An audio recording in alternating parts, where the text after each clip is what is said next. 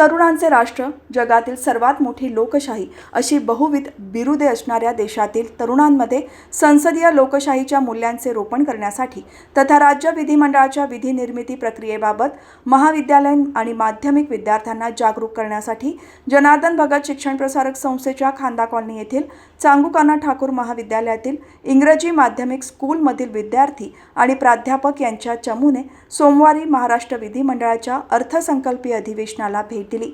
यावेळी विद्यार्थी आणि प्राध्यापकांच्या शिष्टमंडळाने विधिमंडळाच्या विधानसभा आणि विधान परिषदेचे कामकाज प्रेक्षक गॅलरीतून पाहिले।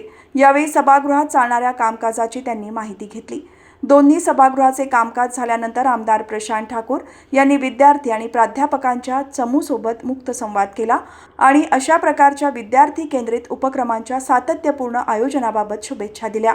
यावेळी सीकेटी महाविद्यालयाच्या राज्यशास्त्र विभागाचे प्रमुख प्राध्यापक आकाश पाटील, भूगोल विभागाचे प्रमुख डॉक्टर दीपक नारखेडे, गणित विभाग प्रमुख डॉक्टर सुभाष उन्हाळे, अर्थशास्त्र वरिष्ठ प्राध्यापक काकासाहेब ढवळे, मनीषा नारखेडे, उमेश पोद्दार उपस्थित होते।